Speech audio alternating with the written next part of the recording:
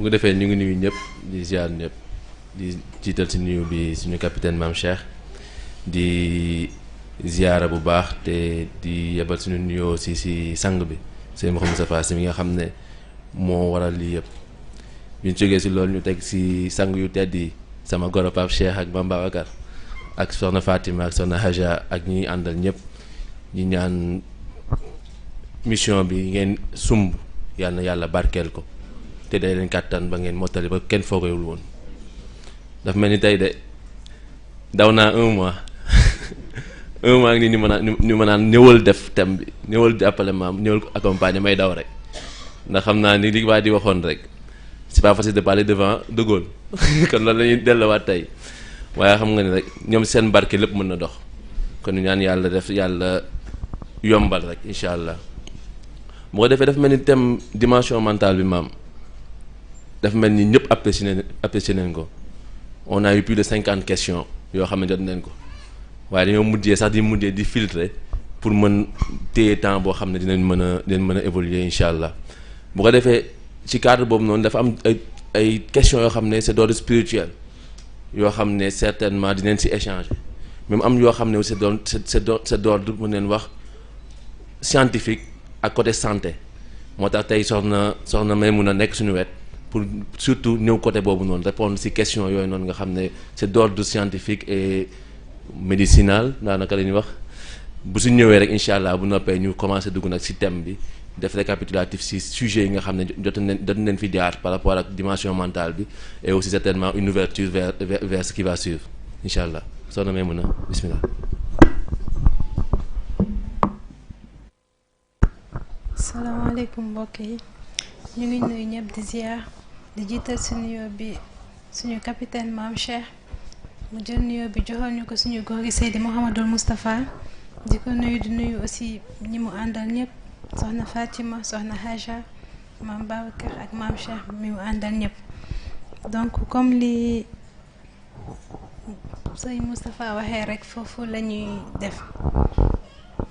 waaye xalaat naa li may wax ne li daloon Ibrahima Niang bi passé bu gën a métti moo ñuy dal parce que dama leen di tàmm di tooñ man leen niveau yi di benn man maternelle laa nekk te yéen a ngi ba CM2 waaye rek comme ni ko Moustapha waxee donc benn genre ramassage lay doon bu répondre peut-être question yi nga xam ne c'était d'ordre médical ci suñu lundi bi ak mercredi bi. donc ci côté boobu foofu la ñuy waxee que ne bu ñu waxee dimension mentale rek comme ni ñu ko waxee woon mooy mënul dem te bàyyi dimension physique waaye itam mënul dem te bàyyi dimension spirituelle fi ñu koy déggee rek mooy boo tënkee li ñuy wax ci suñu thème bi passé mooy besoin ak envie parce que booy xool côté besoin côté scientifique dañuy wax ne besoin 3 la les besoins fondamentaux les besoins primaires ak les besoins secondaires bu demee ci besoins fondamentaux ñoom dañ koy delloowaat yépp ci cerveau. parce que dañ ne lépp luy besoins fondamentaux cerveau moo koy gérer à travers l'hypothalamus ñu ne foofu besoins fondamentaux yi lan lay doon day doon ci wàllu war nga respirer day doon ci wàllu mar nga naan xiif nga lekk ak besoin de se reproduire donc bu ñu waxee mar nga naan am na fu besoin di duggee am na fu envie di duggee parce que besoin mooy li nga xam ne rek boo ko jëlee urgence vitale dootul am. mais lépp lu dépasse satisfaction sa urgence vitale dootul besoin envie lay dugg li ñuy wax ne aussi ki xiif bi mu xiifee ba mëntul supporter besoin bu demee ba mëntul si besoin lay doon mais fi mu toogee di taamu ceeb laa war a lekk wala méchoui envie dugg na parce que xëj na buñ ko joxoon benn téye dugub mu lekk ka mu gérer besoin boobu donc yooyu ñëpp. bu ñu waxee aussi besoin de reproduction bu ñu wax besoin de reproduction du tant d'enfants laa bëgg am ak yooyu parce que bu ñu demee bay choisir sexe ci xale bi wala di choisir façon bi ñu bëggee am ba muy jar fekk ñenn ñi mu leen ba mu jar yenn ñuy wax ne système bi ngay def pour am doom bu góor ak doom bu jigéen envie day taxaw mais besoin bi mooy que ne reproduction pour que système humanité bi bañ fi yem mais dootul pour dama koy def ci benn envie donc besoin bi rek mooy pour humanité bañ fi yem. donc mooy dugg ci cadre besoin primaire fondamentaux yi moo xam ne yooyu yëpp nag hypothalamus moo koy gérer parce que bu dee xiif sa hypothalamus mooy dem ba mëntul kii mu déclencher hormone yépp que ne mëntul jàll. bu dee mar noonu la bu dee noyyi foofu la bu dee reproduction aussi moom moo koy gérer à travers les hormones de la reproduction. bu ñu jógee foofu mun ne ñu dem ci nga xam ne moom la ñu woowee besoin primaire bu ñu waxee besoin primaire dañuy wax ne besoin B boo ko satisfaire urgence la ba pare besoin B dafa nécessaire mooy fondamentaux yi tandis que bu ñëwee besoin primaire dootul lu nécessaire mais lu légitime la. éducation dugg ñu la lan moo tax éducation ñëw foofu doon dugg bu doon besoin primaire ñu ne que parce que ki nga xam ne jëlul temps kenn éduqué ko bi mu juddoo ba ni mu màggee noonu la yem mu ne ni mu juddoo ni cerveau wam toll ci connexion neuronale noonu lay dem te am na fu ñuy toll ñuy wax dégénération yenn yi day ñëw mais bu dégénération amul fekk éducation amul fa amul dara loo xam ne nii mooy stimuler waat yeneen connexion donc yenn yu bëri day daal dugg démence dugg foofu yenn maladies dégénératives yu bëri dugg donc éducation foofu day doon loo xam ne nii du lu xam ne nii c'est dafa fondamental mais loo xam ne nii priorité nécessaire lay doon ci cadre boobu sax la ñuy waxaatee ci sport foofu lay dugg mu développer muscle mais du yem ci développer muscle parce que dañuy wax ne muscle bu liggéeyul rek day atrophié wu te bu atrophié wu dootul amalti benn njariñ pour que nga mën a def yow li nga xam ne moom nga war a def mais mun a sport boobu du yem foofu dina permettre ba régulariser say battement cardiaque dina permettre ba yow sang buy jàllati ci yow mooy ni ko maam di waxee li nga soxla rek la lay utiliser lépp loo soxlawul mu transformer la ko comme déchet nga libérer parce que instant boobu yow yaay def ci sa yaram foo xam ne nii dem nga toll nga ci sport foo xam ne nii sa physique ak sa mental dañuy nekk benn donc sport dugg ci cadre boobu mu gérer muscle gérer waat cœur mais beneen bi ñuy wax nag mooy troisième besoin bi moom la ñuy woowee besoin secondaire ñu ne besoin boobu mooy yow nan ngay def pour se réaliser humainement waa pôle spirituel ñëw mu ne nag réalisation humainement bi du comme ni may tooñee taala damay ne samay besoin mooy am château déedéet mais sama besoin mooy fan lay nekk ba mën a def yi nga xam ne moom laa war a def yi nga xam ne ni delluwul feneen fudul sa cadre spiritualité parce que dañuy wax ne li maam di wax ne bu ñu waxee spiritualité ñun dañ tàmm di xalaat religion te spiritualité dafay dépasser largement cadre religion donc lépp looy mënta def ci spiritualité ba sa nekkin ak nit ñi oyof lépp looy def ba nga xam ne ni yow doo doon jeune ci société rek spiritualité day daal di dugg mu ne donc nan la nit di def pour se réaliser humainement donc loolu tam ñu ne cerveau moo koy def ndaxte sa xel ngay màccal ba benn instant nga xam kañ ngay déranger kañ nga déranger wul kañ nga doon benn poids ci ki nga nekk kañ nga doonul benn poids kañ nga war a jóg uti kañ nga war a toog lijjanti li nga xam ne nii mooy ci sa yaram donc waaye spirituel dugg mu wan ñu rekk ne mental mënul dem bàyyi spirituel comme tamit spirituel mënul dem bàyyi mental donc ci côté boobu lañ waxoon ne en fait loolu lañ fa doon indi ci côté boobu peut-être répondre à les quelques questions mooy question bi nga xam ne dañ doon gis que ne chaque instant da doon duggaat da ñëw mooy wàllu schizophrénie nit ñi di laajte lan mooy cause yi te xool bu ñu xoolee médical parce que demoon nañ ba benn instant ñëpp dañ ne woon c'est héréditaire alors que actuellement médical dañ ne la c'est pas héréditaire mën na doon nag nga am disposition boo xam ne ni da nga koy am parce que gis nga sa benn wéjur bu ko am te sax disposition boobu day dem ba day doon que ne parce que na nga tàmm di gis muy def lenn yi moo lay pousser yow nga koy def ñu ne mais bu gënee sori am na leneen lu koy def parce que dafa am lu ñuy wax comme li may wax tout le temps que gis nga benn neurone bu jotee benn message pour que mu transmettre ko feneen daf koy am benn produit lenn loo xam ne c'est des produits chimiques yooyu li ñu siy utiliser dopamine da ciy bokk léegi nag ñu gis ne ñenn dañ koy utiliser pour droguer wu bu fekkee quantité bi sa yaram soxla déjà mu ngi koy sécréter nga yokk ci beneen quantité supplémentaire sa taux de dopamine day yokk donc sa synapse yooyu da nga koy multiplier donc yow da ngay am li nga xam ne nii bu fekkee ne pour benn activité donnée wala pour benn réflexion ci dara lii nga soxla nga am que 10 fois da ngay am ay réaction yoo xam ne nii dafay ëpp réaction yi nga am donc cas de schizophrénie dugg beneen bi aussi ñu jaar pour répondre à Abdoul Aziz mooy question bi mu waxoon ci souffrance fœtale mooy xale yi nga xam ne nii parfois ci diggante accouchement bi day jël temps ba xale yi am benn problème bi ci duñu am assez d'oxygène boobu nga xam ne xale yi duñ ko am dafa am ay altération yu muy jur parce que connexion neuronale bi oxygène dafa am solo parce que dañuy wax ne hypoxie cérébrale bu xësee ba am bu continuer bu yàgg sax daf lay indil ay mort cérébrale donc nag hypoxie boobu noonu dafa am zone yoo xam ne da koy détruire bu ko xësee ba détruire ñu ne xale boobu bu màggee am na yenn prédisposition buñ ko teelulee éduquer teel ko jàppale pour mu développer yeneen synapses yu bees maladie schizophrénie dugg yeneen maladie dégénérative dugg donc maam comme ni ñu wax rek ñu yem foofu rek bàyyi la Moustapha li ma koy tooñee Moustapha sànq ma ne ko jarul woon sax ñuy ñëw parce que maam Cheikh ak Serigne Moustapha rek doy na ci plateau ku ci nekkaat da ngay yàgg.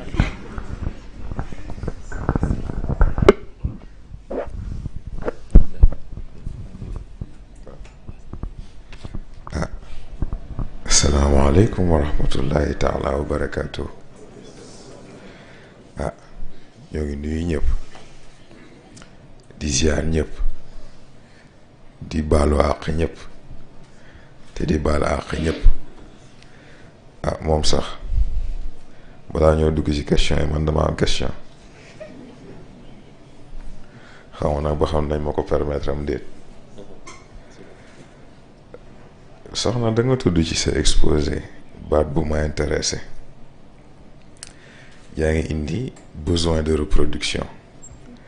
ma question bi may posé foofu mooy est-ce que besoin de reproduction la ou est-ce que devoir de reproduction la.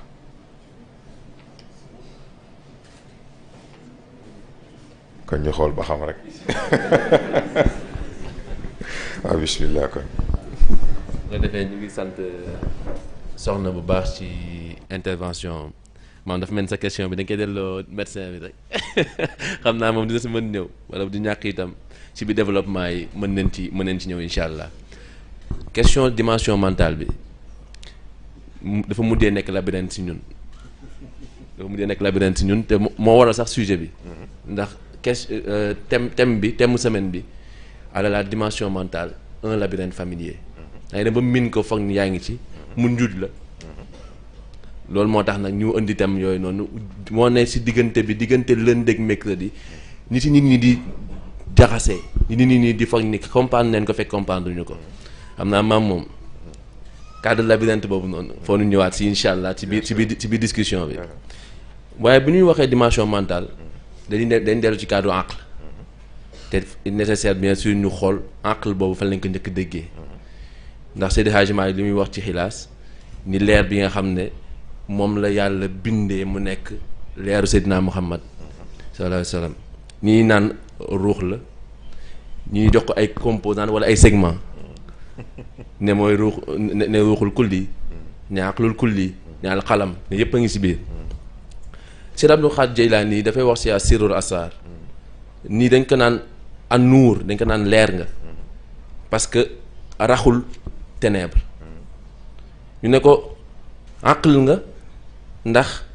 tu as vu et compris lépp li nga xam ne moo am dafa bi ko yàlla defee rek moom il a tout compris ne ko alqalam nga ndax tu li nga comprendre nga transmettre ko ci xuruuf yi ba nga xam ne nit ñi comprendre ko Seydou Moussa Ba defe naa nit na ko ci gàmmu 2016 mais aql boobu noonu est-ce que mën nga ñu su indil loo xam ne dina tax ñu mën a def lii waral ñuy ut première question bi fa lay dugg sax ndax ñu am besoin de renouer ak cette connexion là divine bismillah. waaw xam nga dañ ne nit ñetti dimension la dañ ne xel dañ ne yaram dañ ne ruux mais comme ni nga ko indee besoin de renouer boobu man déjà li melaa ci mooy ban ci ñett yi moo koy générer boo xasee ba comprendre en fait foofu ci li si des ci lay commencer oyof di yomb a dégg parce que ku dégg raisonnement bi da nga yaakaar ni kon besoin boobu forcément ci ruux la war a mën a jóge et pourtant ruux messager rek la yaram ak xel dañoo grève yaram ak xel dañoo grève ndax dañoo dem ba comprendre ni muy benn yaram croissance biñ ko limité moom xam na ni yàlla denc na lu ëpp loolu ci moom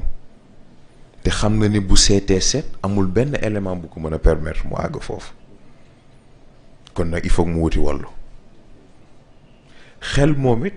xool na xool potentialité yi mu am yëpp capacité yi mu am yëpp li mu denc lépp xam na ni ak lu mu mënti def lu mu mënti jéem mënu fexe ba jot ci ndax day gis benn mur ñu ne ko niveau bloqué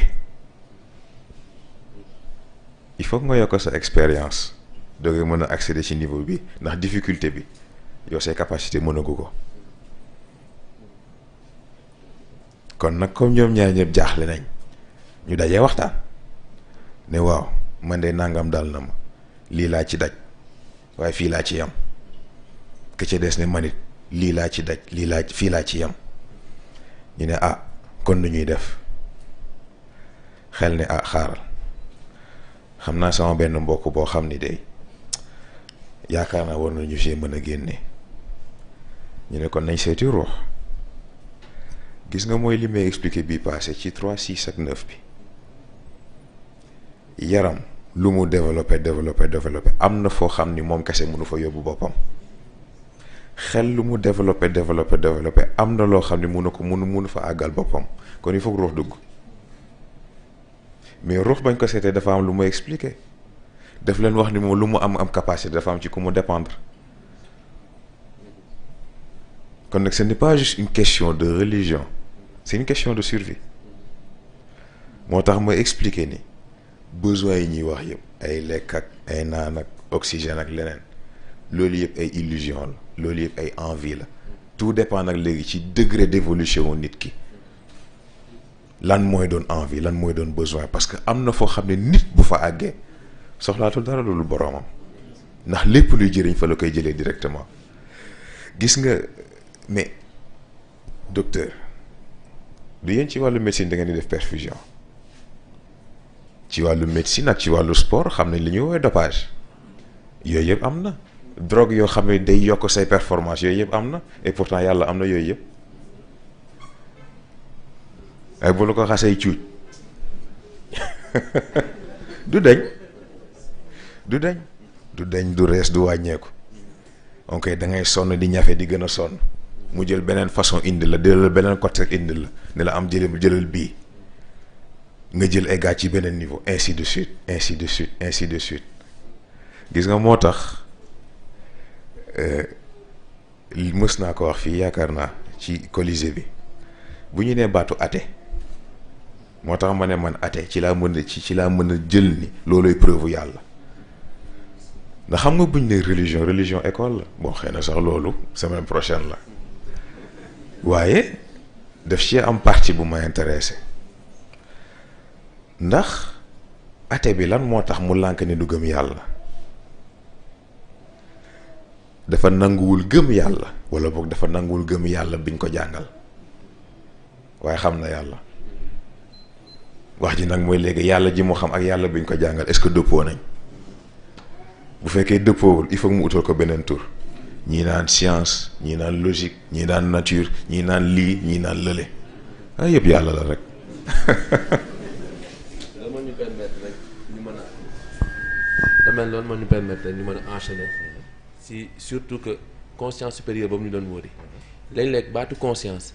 nit ñi dañuy am problème pour reconnaître ko diggante conscience esprit ak raison. trois yooyu noonu est-ce que mën nga leen gën a leeral pour nit ñi xam faire la part des choses ndax balaa nga bëgg a avancer fa nga gën a xam sa bopp ba noppi. waaw conscience esprit ak raison yow mun naa dégg raison mooy boo xalaatee dara mu mën la wax est-ce que lii lu mën a dox la walla lu mënul dox la raison moom mbiram simple la da lay wax est-ce que lii réellement par rapport ak information yi nga jot a dajale ci milieu bi la wër. est-ce que réellement lii lu mën a nekk la am déet mais comme li ma wax ci information yi nga am par rapport ak milieu bi la kon fi sa compréhension sa perception yam moom it fa lay mën a yam esprit mooy lien de parenté entre xel ak ruux ndax esprit attewul mbir yi ci logique ba mu jeex dafa am beneen possibilité bu muy bàyyi waale xel moo tax bu calculer lépp facteur Dieu moom daf koy bàyyi xel moo tax day naan moom pourtant nangam mën na nekk bu nangam amoon ainsi de suite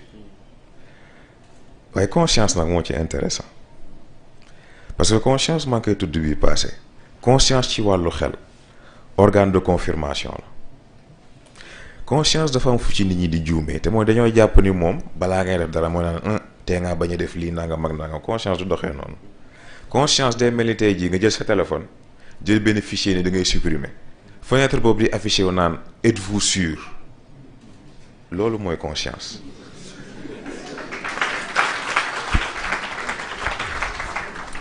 ci conscience boobu parce que lu jar a bàyyi xel surtout ci développement wu nit parce que xam nga conscience dafa saay-saay conscience mooy li nga xam ne di nga toog jël sa décision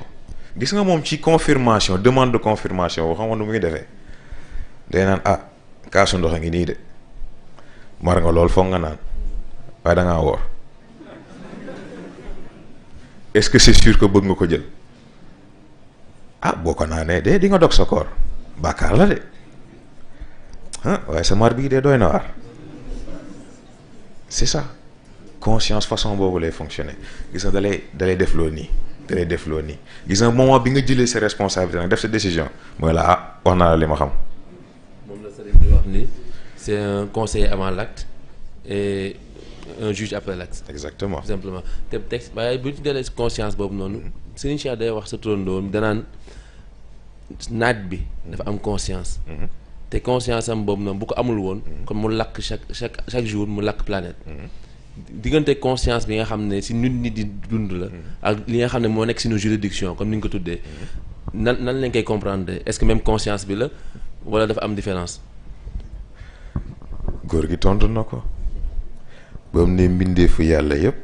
yàlla am na unanimité si ñoom ba mu des nit foofu rek la dellu ñoom ñëpp xam nañ ki ñu amal affaire ak ni nit toll xam nga lu tax parce que nit ci composant yi ko composé ci lañ bind yooyu yëpp capacité yi yooyu yëpp am ci nit la jóge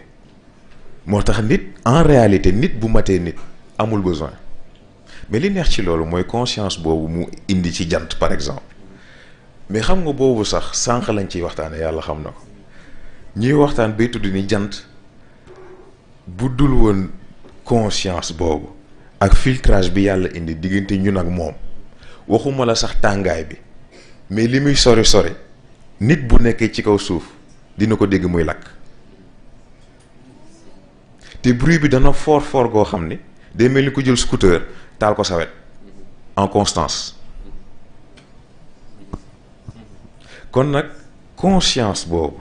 jant bi am ba xam ni fii de nit a nga fa xamit nit ak fi ko yàlla teg waaye nit nag lañu wax c'est très important ndax xam nga bëri na ko wooy boppam nit wala doomu aadama sax te yàlla xam ni matu ko yooyu yëpp dafa jar a bàyyi xel mais gis nga conscience boobu mooy tax li tax sax ñuy wax juridiction ci cadre nit li tax du ñu wax environnement c'est parce que xanaa xamoo ne ni tey jii cerveau wu nit moog yeneen cerveau yi ci àdduna bi yëpp a connecté moo xam bu animal la moo xam bu végétal la moo xam bu moroomu nitam. loolu mooy def impact des fois nga ëbbali kenn ëbbali sa wet. yooyu yëpp ay façon la. mais gis nga loolu grawul parce que am na question yaakaar naa bu ñu fi posé woon ci cadre loi de l'attraction gis nga loi de l'attraction boobu ñuy tudd ki ko indi dafa déggul parce que nekkul lu général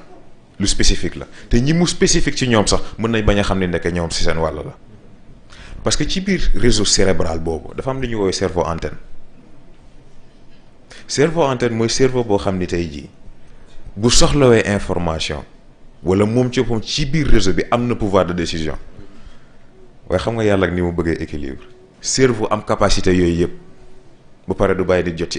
jot ci consciemment il faut mu def yitte yar boppam maîtriser boppam xam boppam doogee mën a contrôler loolu. waaw dañoo dégg ne ndax cerveau antenne ñu ngi doon wax ci groupe bi yàggul yàlla xam na ko. pour poser question boo xam ne nii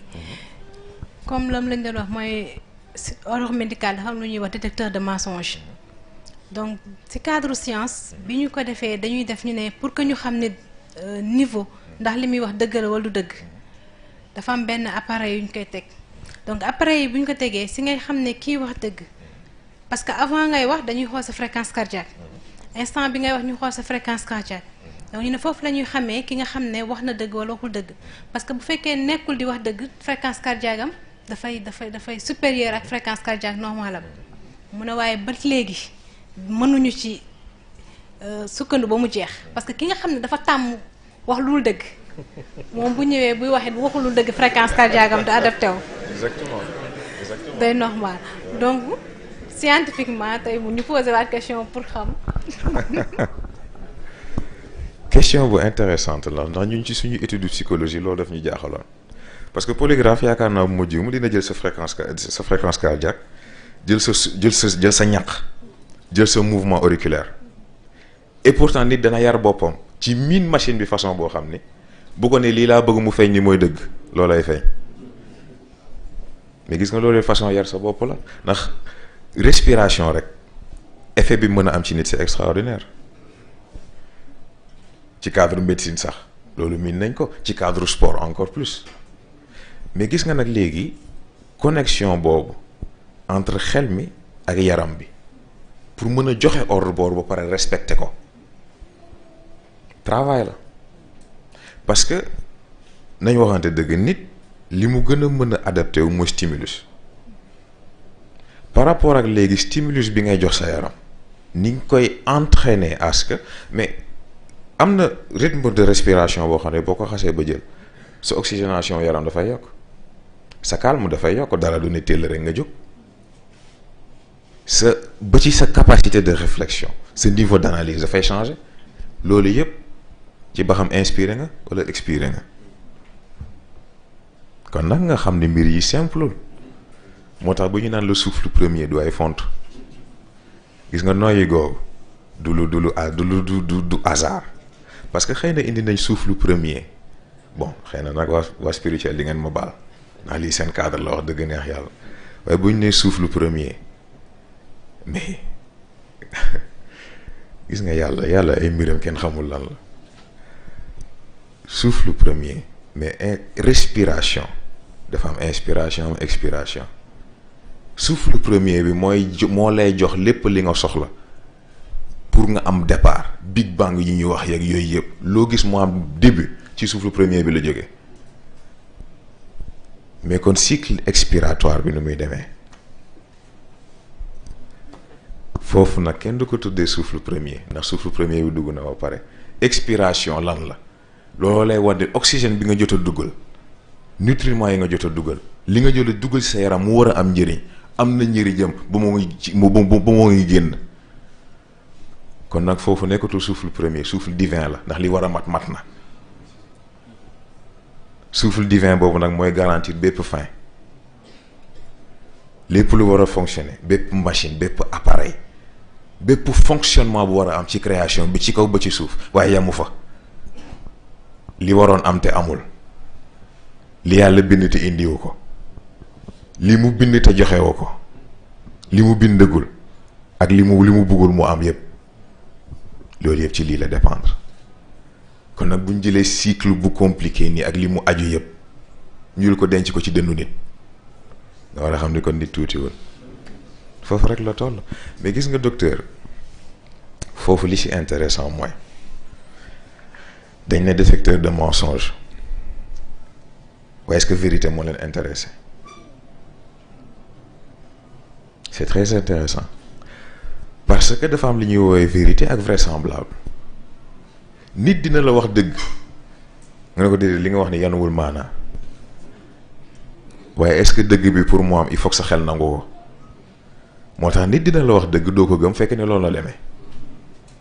nit wax looloo xam ni tey ji boo ko xalaatee wax dëgg neex yàlla lu logique la fekk yàlla xam na ne moom xëpp na loolu lu ko neex moo tax foofu tamit angle bu jara étudier la ñoo ngi wax détecteur de mensonge waaye est-ce que vérité bi intéressé na leen ba tontu naa question bi rek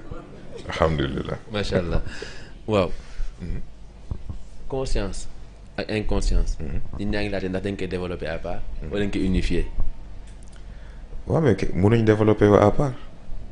mënuñ développer wu à part xam nga day mel ni tey jii nga ne pile ou face pièce bi du mat lu ñaar yëpp nekk fa noonu rek la toll c'est-à-dire que tey jii ce conscient ak njëriñam mais dafa incomplet parce que ba léegi travail am dafa subjectif dafa concentré de trop ci li altruiste dafa concentré de trop ci liy njëriñ ba lii cadre survie lii cadre dundu nit ki moo intéressé wu ko kon nag am na lu ko manqué ci équation bi de la même manière inconscient moom dafa concentré de trop ci survie wu nit ki ak confort am ak bëgg-bëggaam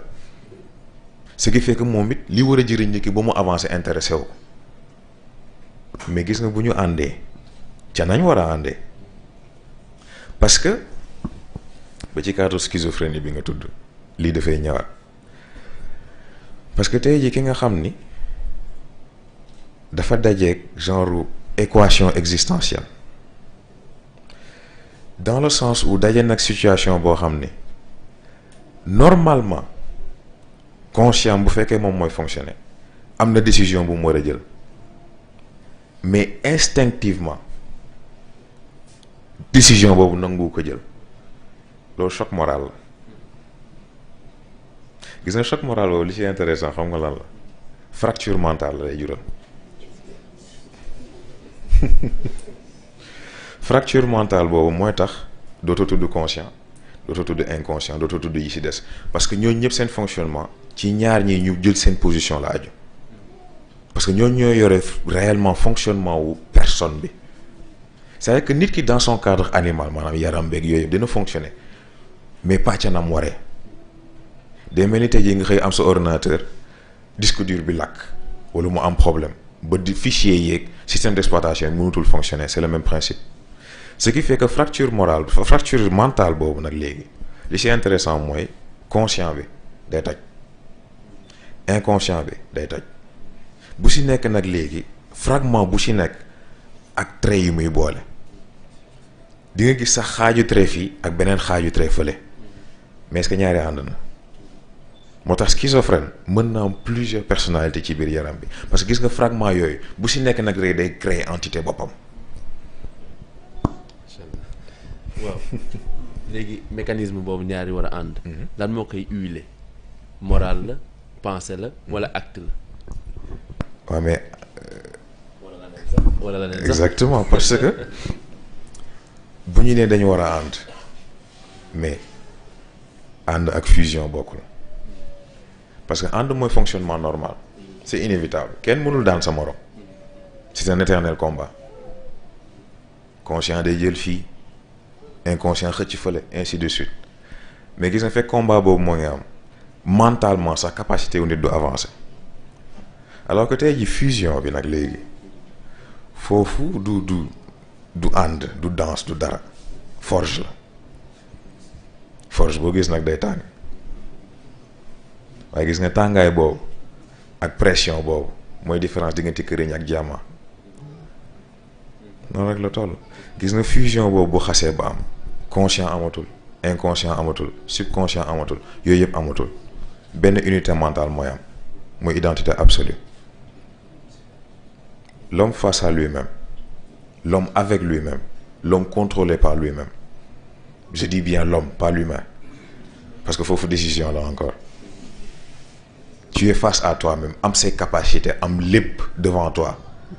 mais le pouvoir corrompt foo ci jëm. ci nguur boobu xam naa dañuy dem ci nguuru nafs. am nañu naan nafs. ak est-ce que mooy inconscient ou déet. non il y a une très grande différence c'est-à-dire que nafs dafa bëri yu koy influencer mais nafs boo dindee distraction yeeg yeneen éléments extérieurs yépp nafs outil la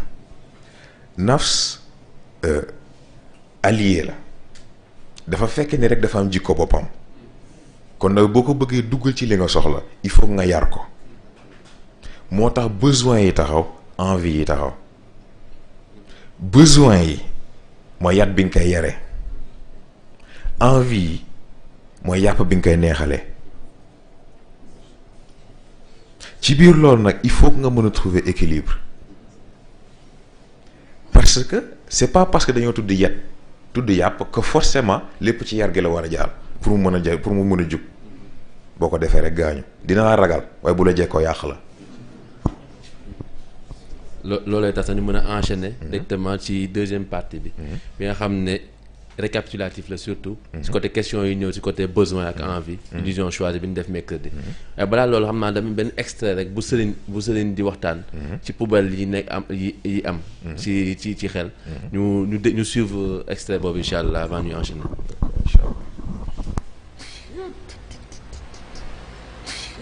moo di nit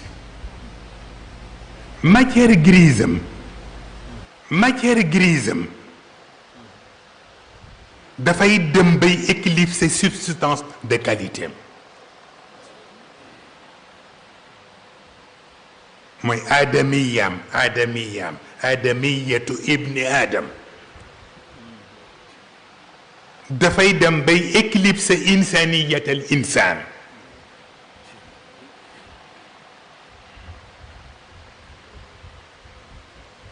mais li koy def lan la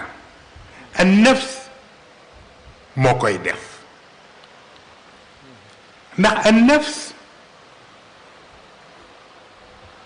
moom la ñuy fay taxu enlèvement des ordures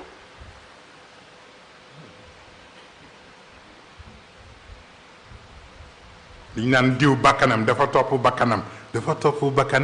bakkan boobu moom la yàlla wax ni nañ koy fay taxe enlèvement des ordures te ñetti poubelle mu ngi ci biir kër gi poubelle bu jëkk bi mu ngi tudd achak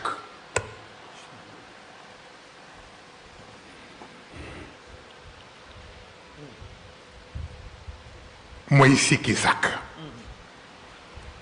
poubelle la nafs ko bàyyi ci biir badan dafa waroon tuur mbalit bi mais daf koy nokkas qad aflaha man zakkaha waaye wa qad xaaba man dassaha au lieu mu enlever ordure bi daf koy nakkas bu demee ba yàgg moom chàkk bi dafay am xet te xet boobu dafay dem ba yéer xel te bu yéeree xel gëlëm te bu gëlëmee réer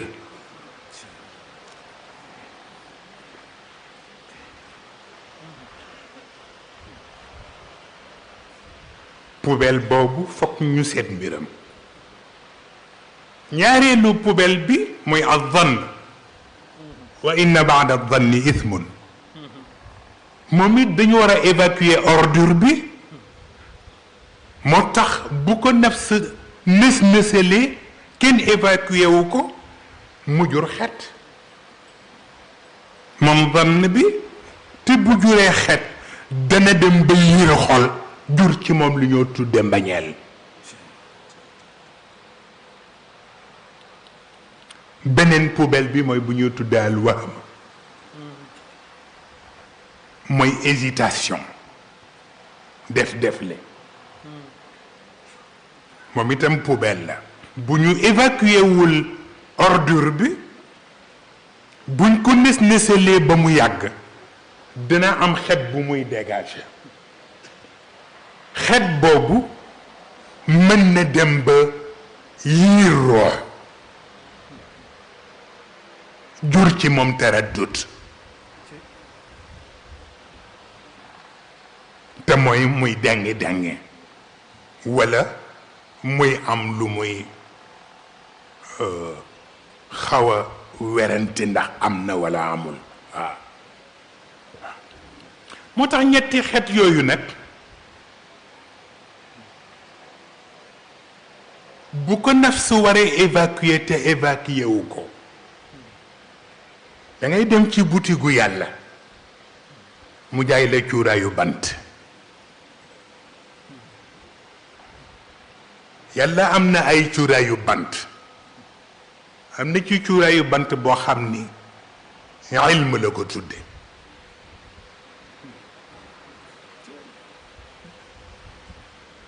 xam-xam la tudde cuuraayu bant bi boo ko taalee ci biir kër gi